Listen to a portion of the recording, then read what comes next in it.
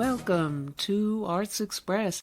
This is Prairie Miller, and on the show, two music legends, both born in the month of May, Judy Collins on May Day and the late Pete Seeger on May 3rd, got together to perform one of his compositions before his passing in 2014.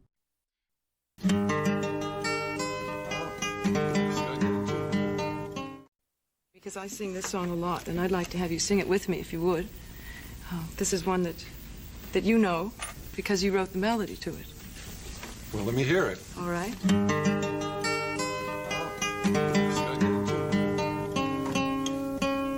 And I think it's wonderful that this particular song, this quotation from Ecclesiastes, is such a well-loved quotation.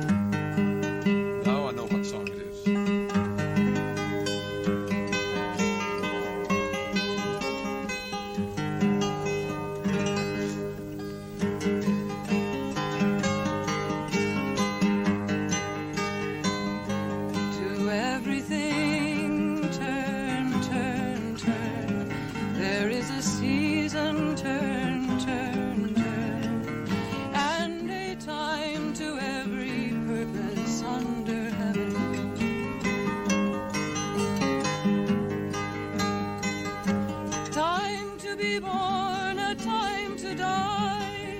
A time to plant, a time to reap, a time to kill, a time to heal, a time to laugh, a time to weep.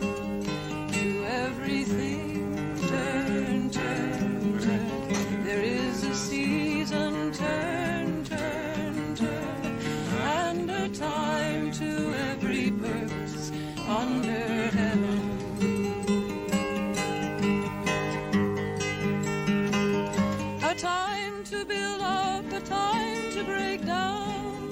A time to dance, a time to mourn, a time to weep, a time to gather stones together.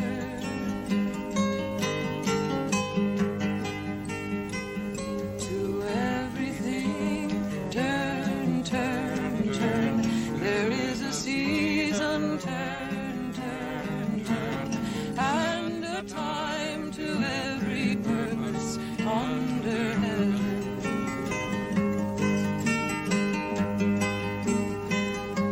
A time of love, a time of hate, a time of war, a time of peace, a time you may embrace, a time to refrain from embracing. To everything turn, turn, turn. There is a season, turn, turn, turn, and a time to every purpose under heaven.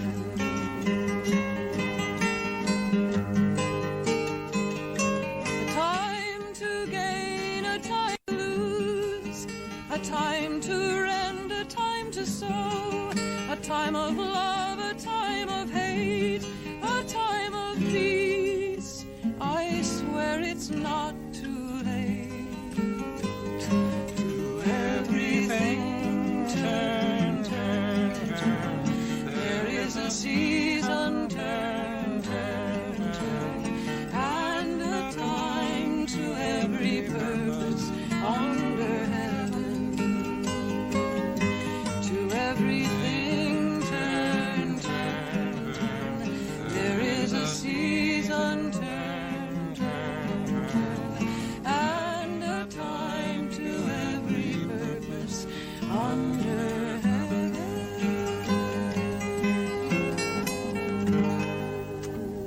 Gee, how proud that makes me. Oh, Pete, that's such a beautiful song.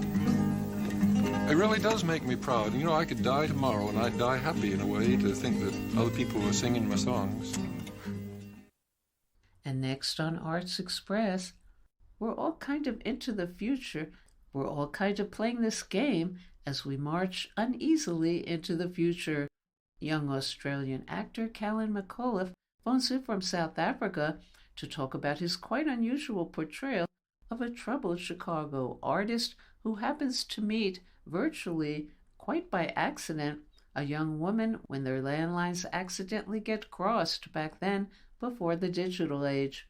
But the latter as the actual theme of him and her, how relating between human beings, emotionally, romantically, or otherwise, gets redefined today online when people may no longer actually meet. McAuliffe shares thoughts on this film and this subject and his role as Leonardo DiCaprio's younger Gatsby in Baz Luhrmann's The Great Gatsby. First, some scenes from him and her. Hello? Hello? No, ma'am, not you. Thank you. I just someone else talking. I can hear you, no problem. Question. Hello? Hello? I think our phone lines might have got crossed. Yeah, I thought I heard someone else talking. Apparently Chicago's having some issues. Wait, you're in Chicago? Yeah. I'm in Michigan. Wow. How'd that happen? I wanted to be an actor and a filmmaker when I was young. There's this theory about the shadow side of greatness and creativity. Take Picasso, for instance. Maybe the only way out of the darkness of his soul was to make great art. Try to salvage some light. Like a mirror lets us see ourselves when we see the truth. That's interesting. It's like finding the light shining through velvet darkness. I like that.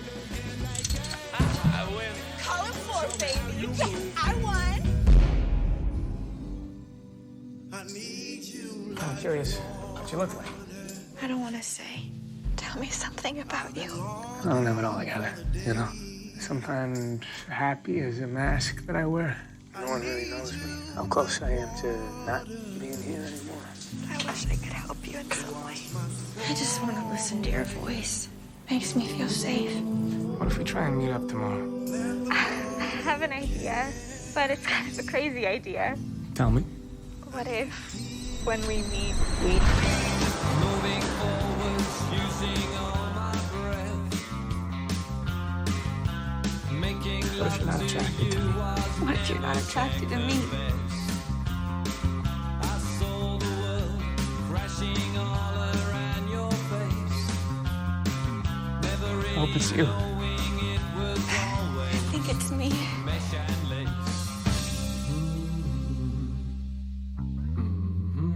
I just want this feeling to last. Hello, this is Callan. Hi, hello, and welcome to our show. Thanks very much. And you're in South Africa? I'm in South Africa right now. That's correct. It's I guess it's 3:30 in the afternoon. Oh, okay. And are you there for filming of any work there, filming? No, in fact, I'm here because I just sailed across the Atlantic Ocean, and this is where we happen to pull in.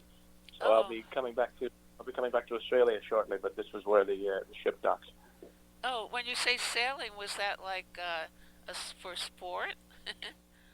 I suppose so, in a way. It depends what you call sport, but I just took a 52-day trip across the sea from Ushuaia, Argentina, via Antarctica to Cape. Oh, And okay. and it was great fun, and it was pretty grueling. But in any case, I'm happy to be back on the land. So Yeah. good to be in South Africa. Okay. That's okay. I'll just start asking you questions. No worries. Yeah, suck it to me. Okay. What was it about this unusual romantic relationship by telephone and sight unseen that inspired you to be part of this film and this story? I mean, in the first place, it was such an unusual concept that not only would we tell a story about these two people who were trying to preserve the faithless purity of the love they developed over the phone, but that we would then attempt to do it on the set, at least in part. And I was really curious to see what impact that would have on the filming process and the chemistry that the actress and I would develop. And of course, I didn't know who she was at the time, but eventually I found out. But it just seemed like such an extraordinary social experiment, even more than anything. Yeah. And then the script that I read in the beginning, I thought it was so beautiful, and I suppose there were a number of things. But first and foremost, it had never been done before, and we all like to be a part of things like that.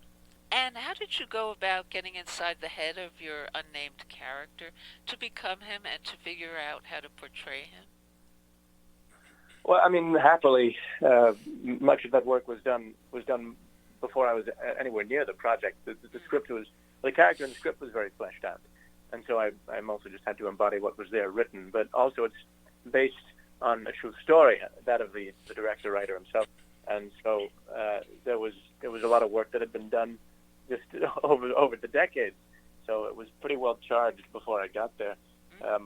And then, you're cast to bring what you can to a project, and much of that's innate. So I guess I was, by some stroke of luck, already embodying what they needed in the audition, and they basically kept me on that track. And did you ever have such a relationship similar in any ways in the real world? For instance, an infatuation with someone you haven't actually met? I mean, we're all pretty well drowning in the internet and whatever kind of psychosocial ramifications that might have, but I can't say that I've had anything like this. But a number of relationships I've had in the past have been long distance, which in a way is similar because much of the bond that you develop is faceless in a way, although FaceTime and that kind of thing has changed it. But in any case, much of it is at a great distance, and so I guess I have some experience with that sort of thing, but never to this extent, no. And what do you feel it is about the electronic and digital age that dominates lives we live in today that fuels this story in a unique way? Well, it's as I was saying, that even though this is set in prior decades and with different technology, there is an analogous element to it because we do so often communicate with people today without ever knowing who they are or what they look like or even what their real names are. And so we're all kind of running this experiment now during so many different facets of daily life. I mean, I grew up playing video games with people online that I never met and never would meet. And in some cases, I became real friends with them, and then I would meet them in real life. And so we're kind of all playing this game as we march, uneasily on into the future. Yeah. But this is very much its own story, and of course the technology was different at the time. These are two crossed landlines, but yeah, it's not wholly divorced from our reality. And I wanted to ask you, what was it like portraying the young Gatsby in The Great Gatsby?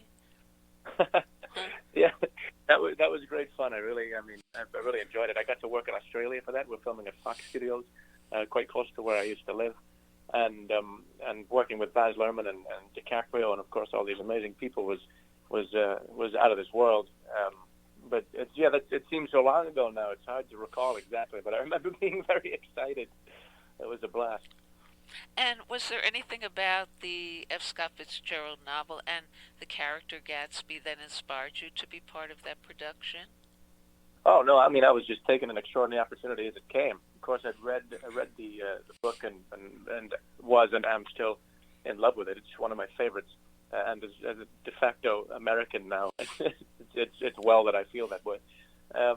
But no, I was never going to pass up an opportunity like that. And so it was one of the best experiences I've ever had on a set, honestly. And what was it like playing Leonardo DiCaprio's younger self in the film and interacting with him for that both on and off screen and on the set? Well, I mean, of course, it's not been without its social currency. I've been able to walk around and tell people that I played the young Leo. And so it was kind of fun for a while, but more than anything, it was just an extraordinary learning experience because you're working with such seasoned professionals, and Leo himself was always very kind to me, and so was Baz. So I feel like I absorbed a lot of wisdom on that set. And in terms of your future work, what can you say about expectations as Pip and this Dickens reboot? This is your second classic literary adaptation film. Is there something about classics that draws you to them? I mean, when something is a classic, it's often a timeless story in one essence or another. Like it embodies something about the human experience that is cross-generational, and so there is something beautiful about being connected to that I don't know, the continuity of the human experience. I think that's wonderful, and also you get to talk to people of different generations and connect to them through that story, because every now and again you make a film that's temporally isolated, like some modern thing, and you say you make a movie based on like the Hunger Games or whatever. You try to talk to someone from prior generations about it, and they may not fully identify with it. But the classics are there for everyone to enjoy, and so there's also a privilege in being able to take part in something like that and give it a fresh face, I suppose. So there's so many layers to it, but more than anything, work is work, and I love being on set. And are you working on anything next? Anything else?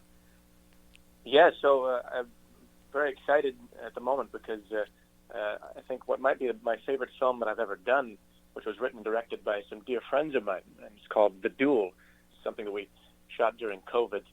And it's something that I connect with really deeply, and I'm extremely, extremely proud of. The film is about these two best friends who come to blows over a lady, which is a tale as old as time, and it involves a duel.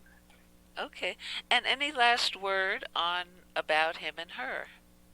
Yeah, I'm very proud of it because it was such an unusual experience on set, and something that no one had really ever dealt with, and the crew were so accommodating because there was so much nonsense we had to subject them to, like holding up sheets between myself and Christina, the actress, and making sure we weren't in the same hallway at the same time, or just ensuring we didn't see each other or say anything to each other.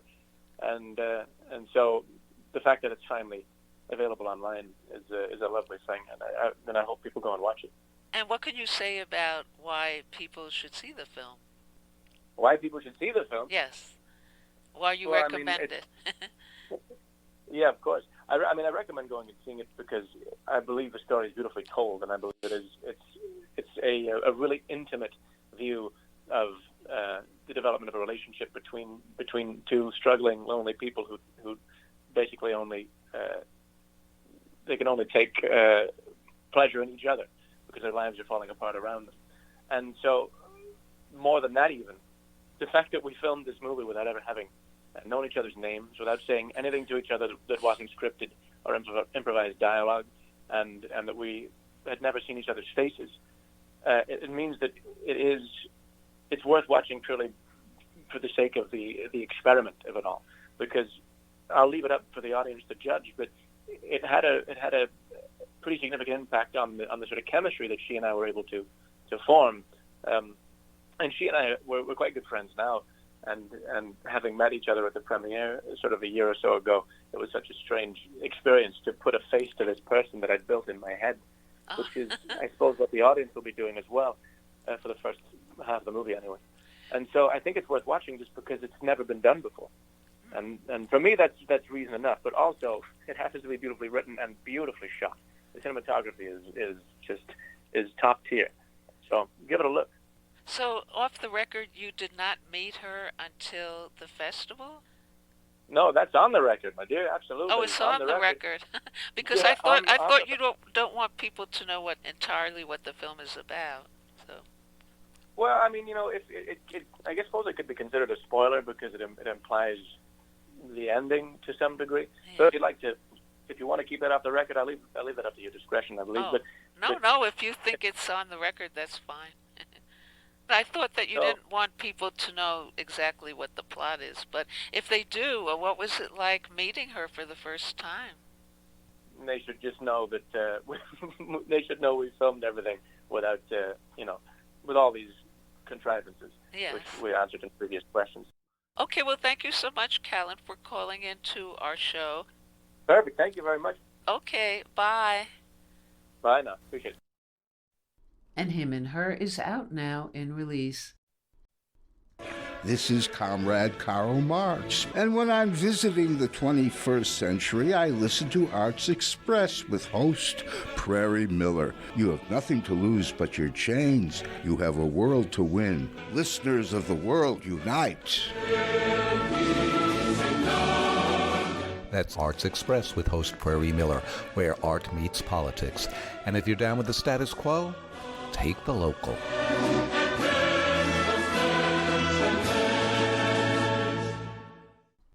And we'll go out on the show with the Arts Express screening room, Paintings in Movies, from 2001: A Space Odyssey to Portrait of a Lady on Fire. Yes, I'm sure of it. What a shame the artist is dead. You'd have convinced him to put a light in that window. We don't need the artist for that. Oh? You don't mean to suggest that... You could do it. With my little paint and brushes? You won't need paint or brushes. What do you mean by that? Come closer to the painting. Have you ever taken a really good close look? I don't mean simply to the point where you can see the swirls and little hills and valleys of paint. I mean close enough to get to the very heart of the pigment. It can be done, Mr. Jarvis. Your eye has traveled up this road 1,000 times. Now let's travel up it together. All it takes is a little imagination. And you are a man of imagination. See how the road yawns out invitingly beyond the frame. Feel the cold dampness of those walls. Brush past the dead, dry fingers of that tree. Push through those mysterious banks of whirling mist. Ah, see how fresh and bright the flowers look. Nothing very mysterious about them. Ah, but Mr. Jarvis, now this is what I really want you to look at. Would you step a little closer, please? That's it. Now just look at that door. You'd feel that all that I would have to do is to raise my stick and knock, and it would sound like... But what...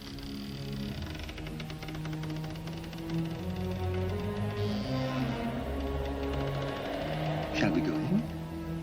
Don't be shy. Painting and film have a complicated relationship. We're very familiar with scenes which lift things from real-world art, elements of colour or composition, costume, though they have to account for a three-dimensional world placed in front of a lens, lit by real light. Films have to fiddle with the image to fit the aspect ratio. And, of course, they add in motion. Jean-Luc Godard's Passion is about a director struggling with all this. The stillness of art and the messiness of life. Referencing paintings can have mixed results, often depending on how recognisable or well-known the original is. Sometimes it's not that obvious, but other times the director's definitely hoping the audience gets the reference. Paintings are also a handy way to create a sense of period, but blatant anachronism can be just as effective. Referencing paintings can be a kind of shorthand, or it can be deeply intertextual, playing tricks with the audience's memory.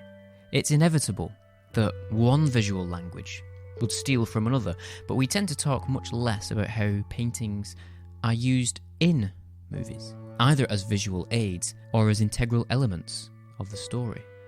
This can be divided into two basic categories. Paintings from our real world made by real artists, and fictional paintings created solely and specifically for production.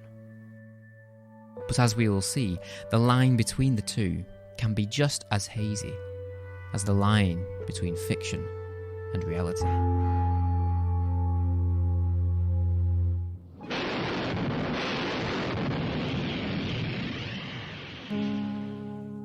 More than any other genre, film noir of the 1940s had a morbid fascination with paintings, specifically with portraits.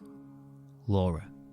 A detective falls for a portrait of the woman whose murder he's investigating.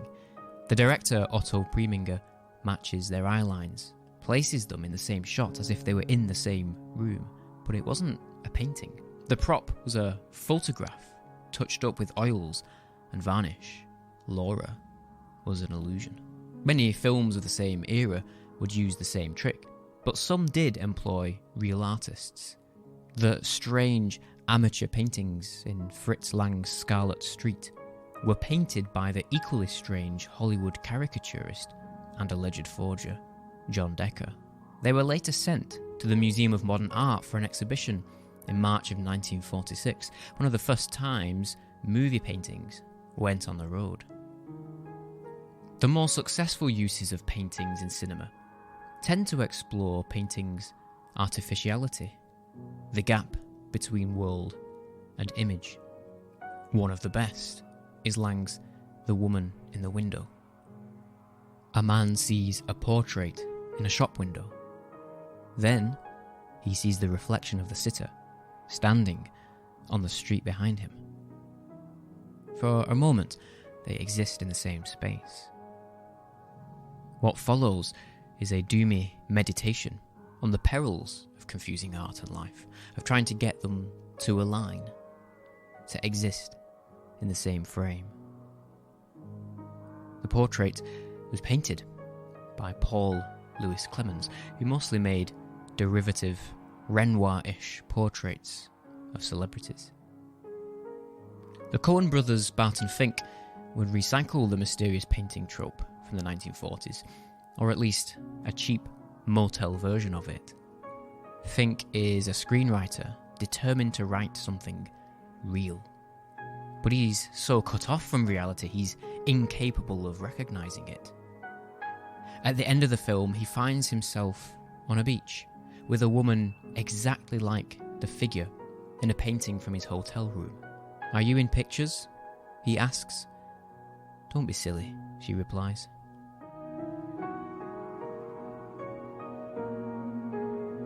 The mysterious portrait was essentially imported into Hollywood from Gothic literature.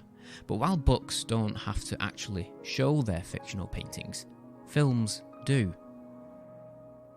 Albert Lewin's 1945 adaptation of The Picture of Dorian Gray. The film is mostly in black and white, but switches to 3-strip Technicolor for key shots of the painting. Gray's portrait ages and decays, while he remains unchanged through the years, upturning the normal relationship of painting and sitter. Henrique Medina's picture of the youthful Gray is a pretty decent stab at 19th century portrait painting, so it's all the more shocking when Ivan Albright's nightmarish modernism appears. The camera starts in close up and pulls back, like a shriek. Albright was like a movie director himself, building elaborate sets, costumes, and props from which to paint. The painting has remained on display at the Art Institute of Chicago, while Cindy Sherman recently dug out Medina's young Dorian for an exhibition at New York's Swiss Institute. Movie paintings cast a spell. They have their own unique aura. Albert Lewin later directed Pandora and the Flying Dutchman, for which Man Ray supplied a painting and a chess set. But perhaps he also influenced that film's lucid dreaminess. A dreaminess which also seems to owe something to Paul Delvaux, proving once again that surrealism is way better suited to film, rather than painting. Lewin later directed The Moon and Sixpence, a story based on the life of Gauguin. He seemed to have a feeling for paintings. Susan Fellerman called him the Botticelli of Hollywood. More overtly supernatural is William Diatelle's Portrait of Jenny, based on Robert Nathan's novella of 1940. A struggling artist meets a girl. She seems to age every time he sees her. He paints her picture. He becomes successful. But the girl vanishes when the painting is complete. Like the picture of Dorian Gray, Portrait of Jenny's final shots show the painting in Technicolor. But only after an astonishing sequence where the film turns green. Then sepia, tinted like a silent movie.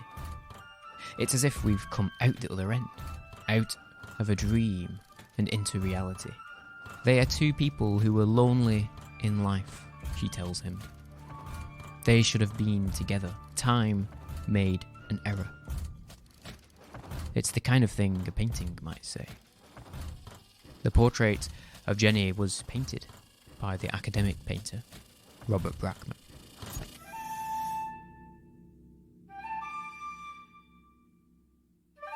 Somewhere between noir and gothic melodrama, we find Alfred Hitchcock's 1940 adaptation of Daphne du Maurier's Rebecca. The ghost of the former Mrs. De Winter hangs over the unnamed heroine. Her things haunt the house. There's a costume ball. The jealous housekeeper, Mrs. Danvers, suggests she should wear a dress from one of the portraits to surprise her new husband. It goes horribly wrong. Rebecca De Winter wore it the night she drowned. It's a relatively early film from Hitchcock, but he would return to people playing sick games with paintings nearly 20 years later. As the 40s moved into the 50s, the mystery portrait began to feel like a cliché, but Hitchcock would return again and again to paintings as storytelling devices, using them in surprising and inventive ways. The Trouble with Harry, an atypical, light-hearted comedy, but death is still at the centre of it all. Sam Marlowe is an amateur artist. The owner of the village post office tries to sell his paintings by the roadside. "I don't understand your work, I think it's beautiful," she says. It's delivered wonderfully, as a single sentence. Movies often get humour from showing the work of amateurs. That's beautiful. I like this one. One dog goes one way and the other dog goes the other way. But the paintings in The Trouble with Harry were made by a real artist, John Ferren, an early member of the New York School of Abstract Expressionists. Movie critics referred to the painter in the film as being hopelessly fifth-rate. Hitchcock would have loved the irony. While it does play out the required upside-down painting joke, The Trouble with Harry is a rare example of abstract paintings being used in movies for anything more than cheap laughs. Sam goes out to sketch the landscape. It's only after a while he realises that the two lumps he's been drawing are the feet of a corpse. The body itself becomes an abstract problem to deal with throughout the film, its personhood quickly evaporating. Hitchcock chose Ferren's paintings to reflect the autumn colours of the Vermont landscape, but they also suggest a wildly different inner life, something in the people and the place which is unquantifiable. Much of it takes place out in the woods, a place away from the community, where anything can happen.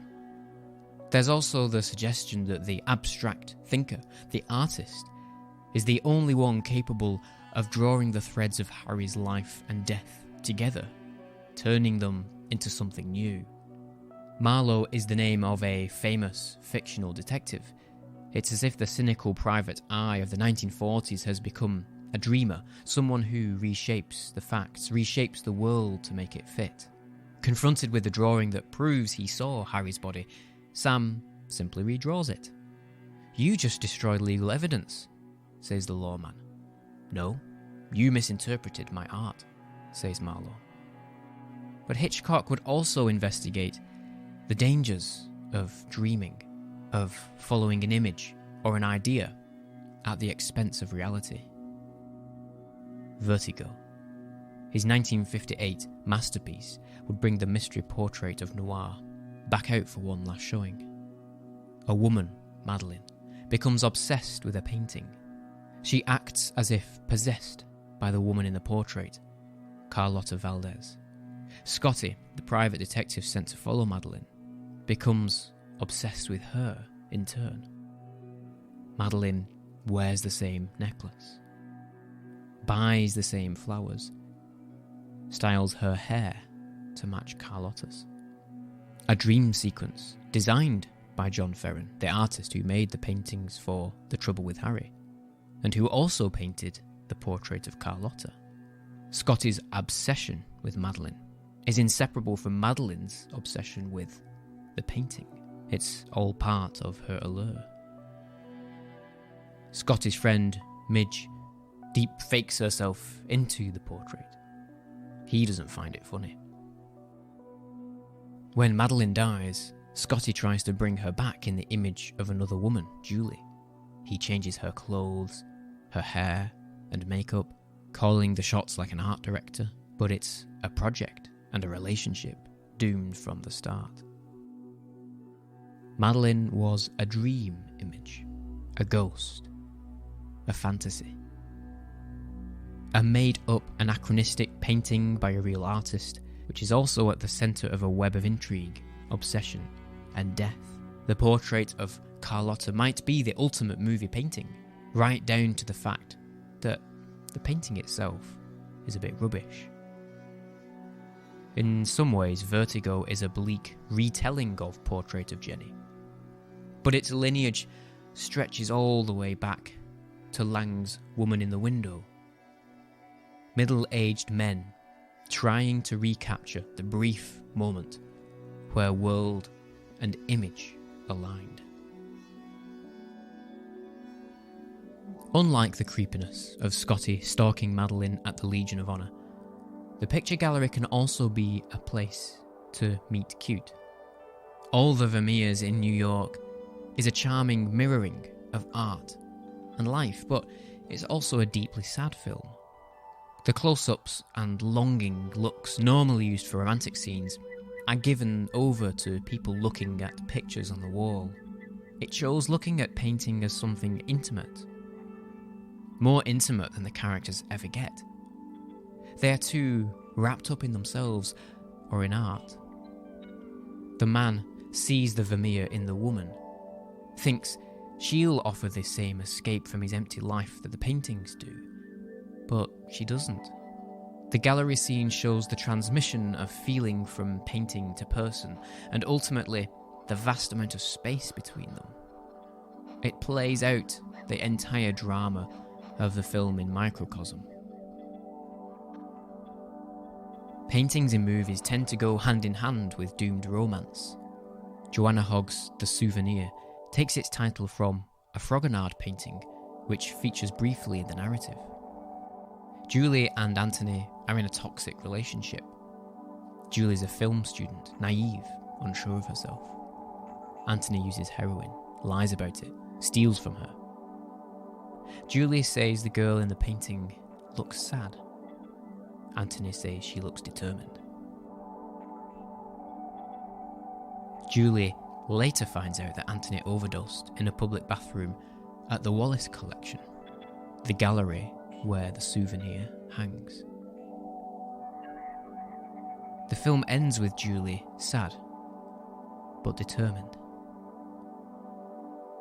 The Souvenir echoes Fragonard's painting in its pearlescent cinematography, finding something of 18th century France in late 1980s London. Based on a scene from Rousseau's 1671 novel Julie, or The New Heloise, the painting loops around itself elliptically.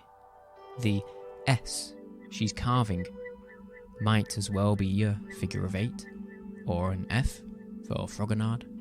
Like the lapdog, it's a symbol of fidelity. But how loyal is she being to herself? She's become a formal profile, like a silhouette in a locket. The tree curls back on itself, as if to enclose her in the picture's shrinking universe. Is she sealing her fate? Or saying goodbye, letting go, walking away? Hogg's film teases out these ambiguities through its own narrative, exploring the painful payoffs between art and honesty in one of the most thematically congruent uses of painting in cinema. It's also where movie paintings start to be less about men's obsession with paintings of women. From the teens and into the 2020s, paintings have made their way back into movies, but with the gender dynamics constantly shifting and reshaping themselves. Charlie Kaufman's I'm Thinking of Ending Things. A scene from every artist's worst nightmare. A woman has to explain her work to her boyfriend's parents. The father says he likes paintings that look like photographs. She says she tries to paint interiority into her landscapes, joy or sadness. He asks how a landscape can be sad if there's no people in it being sad. The film answers that it can be very, very sad indeed. I'm Thinking of Ending Things is a rare instance of landscape painting rather than portrait being at the heart of the mystery. Landscapes in film tell us that it's the world which is not what it seems. That it's the people on the other side of the painting who aren't what they appear to be.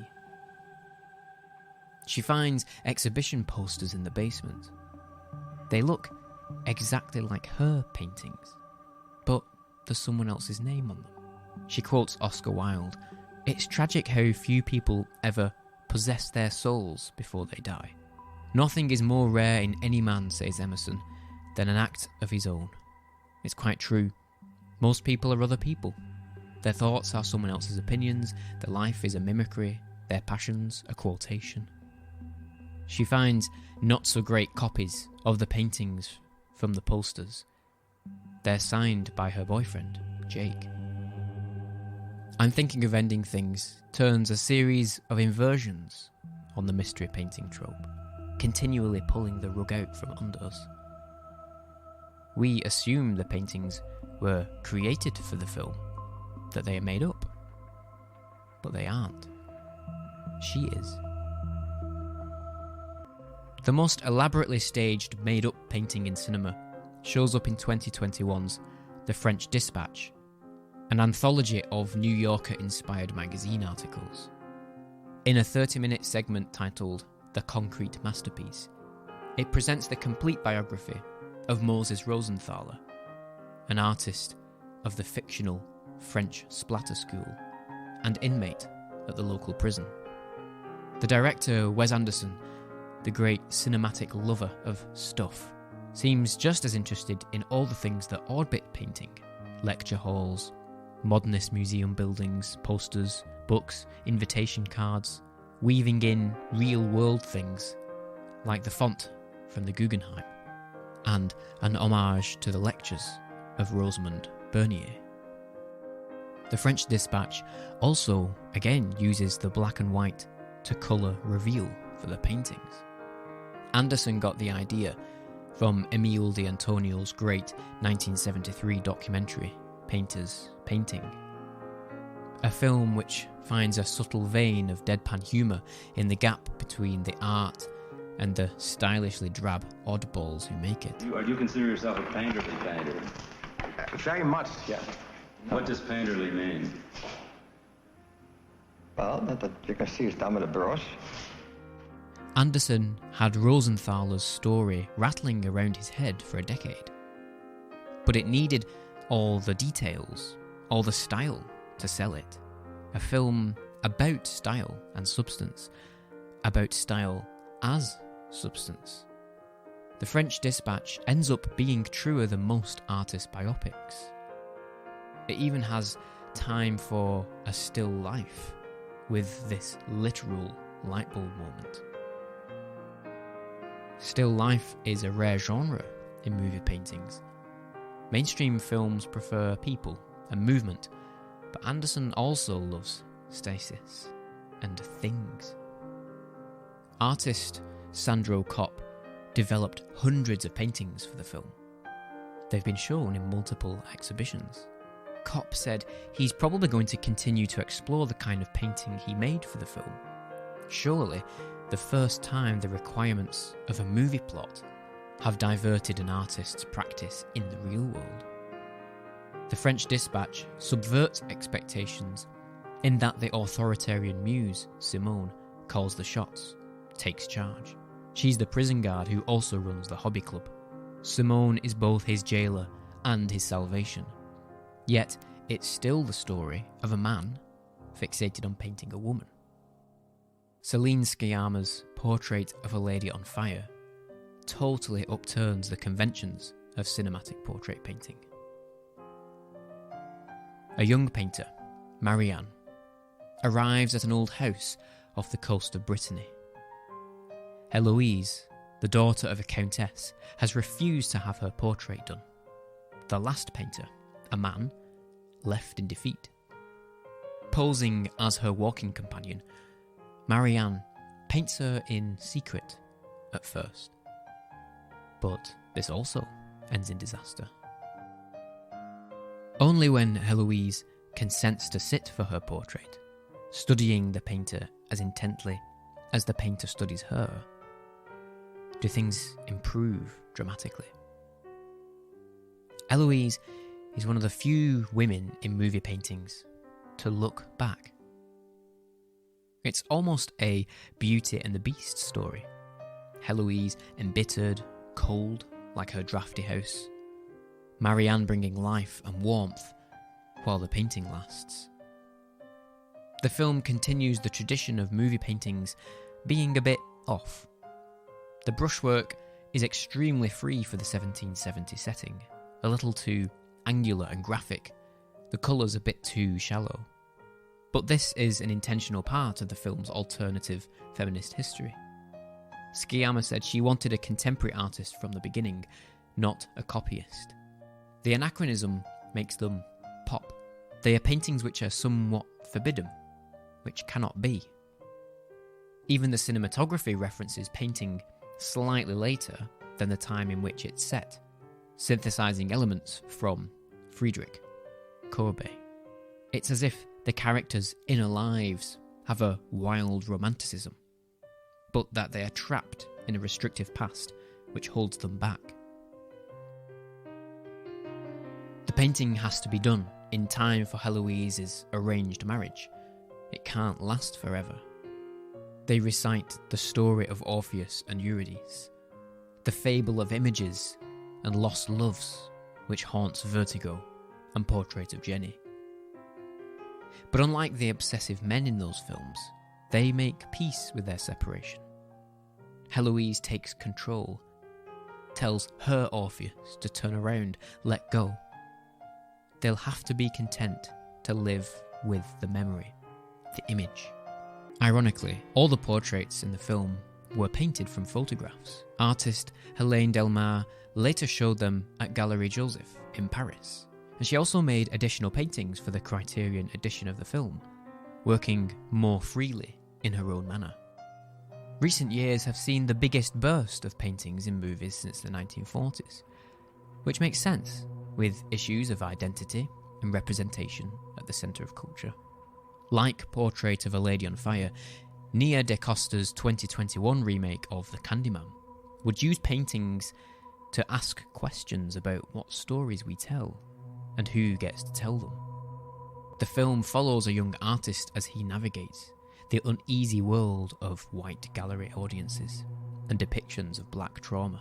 Paintings by Cameron Spratley and Sherwin Ovid show his unravelling psyche. Here he's filmed from below, like Jack Nicholson in The Shining. They are the most overtly horrific movie paintings since Alvin Albright's portrait of Dorian Gray in 1945. But movie paintings don't have to be gruesome to be disturbing. They can show how a character sees the world, how they see themselves, and sometimes there's nothing to see at all.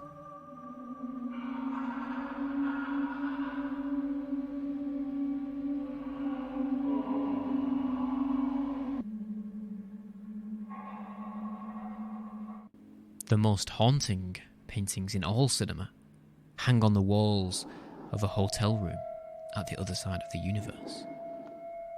They shouldn't be there, but they are. Like the hotel room in Barton Fink, the hotel room in 2001 Space Odyssey has no windows. Paintings take their place. Along with the 18th century French furniture, They are a comfort and consolation for the stranded astronaut. Stanley Kubrick called it a human zoo. For once, the composite, anachronistic qualities of movie painting are a part of the story. They become diegetic qualities rather than qualities we should ignore. The props themselves are composites of various real-world Rococo paintings. Most identifiable are two versions of Francois Bauch's La Tendre Pastorale. Why these pictures? Perhaps because there's an inherently meaningless genericism to them in the first place, a certain emptiness, and yet there's still the need to reach out, the need for contact, communication. Painted by mysterious hands from fragments of half-remembered images. The paintings in 2001 speak the language of all movie paintings, but in the background, silently watching. As with all movie paintings, they are a lot like the paintings in our world, but they're not. They come from somewhere else, somewhere we can never go.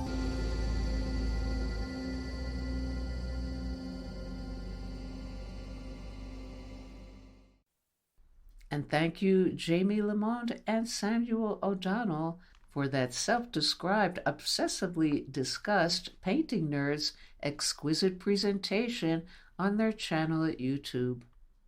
And that's all we have time for today on Arts Express, Expression in the Arts. And if you'd like to express yourself too, you can write to us at theradiogoddess@gmail.com. Until next time, this is Prairie Miller leaving the station.